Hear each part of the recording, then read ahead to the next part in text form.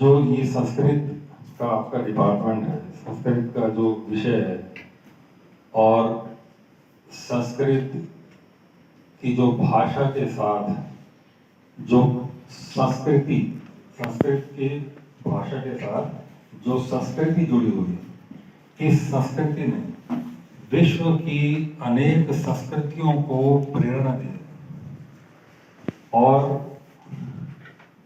जो संस्कृत भाषा है इसको we call it language of the gods, and we also consider it as the mother of all languages. Although there is some sort of a debate with regard to the language which originated first, which was used first, there are several ancient languages like Sumerian, Tamil, Egyptian, Chinese, Greek, Latin, among many other languages like that. But in 1780s, a famous linguist, Sir William Jones, came to India and he studied Sanskrit and found striking similarity between Sanskrit, Greek and Latin.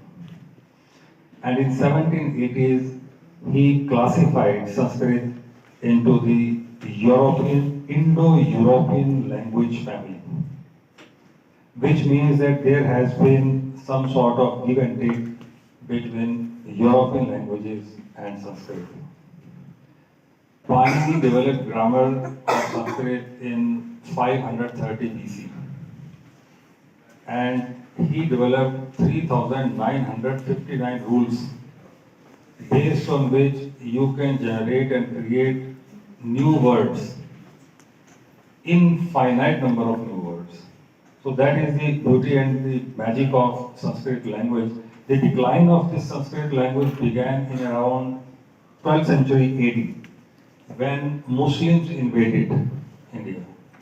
And that was the time when Persian and Arabic became the language of prestige, because that was the language of the rulers. Recently, very recently, there has been a book has been published by MIT University Press. Evangelia Adamo has written this book which is called Endangered Languages. And the author says that the theory behind the decline of languages, which is equated with the theory of evolution, that there is some kind of a natural process, there is some kind of evolution, where certain species become extinct because of the theory of survival of fittest.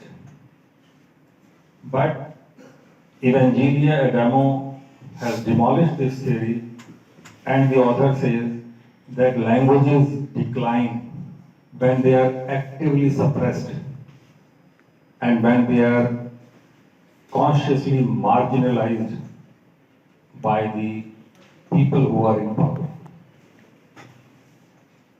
And in the same book, the author mentions that there have been 7,000 languages in the world, out of which 4,000 languages are endangered. So, preservation of any language requires concerted effort by the government as well as by the society, civil society. And as far as Sanskrit is concerned, it is not just an ancient language, but it is also a linguistic heritage which has profoundly influenced most of the cultures of the world. In modern times, if you want to preserve Sanskrit language, if you want to advance this language, propagate this language to the world, then this is my personal opinion, it is very, very essential for the students of Sanskrit to have modern education, which means today Sanskrit is being computerized. you should have knowledge of information technology as well as computers. And in terms of language, you should have at least working knowledge, understanding of English as well. I have seen that there have been several universities in the world, in Germany, Heidelberg, Marburg, in Ulm as well as in Hamburg. There are the universities which offer Sanskrit courses. In United States of America, in Harvard and John Hopkins University, there are courses in Sanskrit. And you can very well imagine that most of these courses in Sanskrit are taught by Europeans, by those people who can impart the Sanskrit language in English medium. In Germany, either English or German is essential for a person to be appointed as professor of Sanskrit. So that is one reason why Indians are lagging behind. Obviously, there are some Indians in those departments, but those are the people who are very, very fluent in English as well. So therefore, I received one paper from the Sanskrit department, and they pitted English against Sanskrit. Like these days, people are learning English but ignoring Sanskrit. That is fine. No, there are these two kinds of people who say that Sanskrit is not a language that would equip you for job market. So therefore English is the language you need to learn. And then there are others who highlight the benefits of Sanskrit language. But actually the reality lies somewhere in between, where you need to learn both the languages. And Sanskrit has its own advantage, and the language can coexist with linguistic diversity.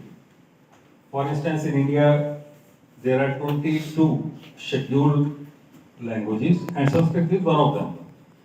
Importance of Sanskrit goes beyond language. There is, I heard about a professor of Princeton University, he is an Indian, Munjal Bhargava. He received Fields Medal, which is equivalent to Nobel Prize in Mathematics. He received this prize for his contribution to number theory. And during his interview, he told that the secret of his genius lies in his study of Sanskrit literature. And he quoted Panini, Pingla, Hemchandra, Aryabhatta, Bhaskar, Brahmagupta.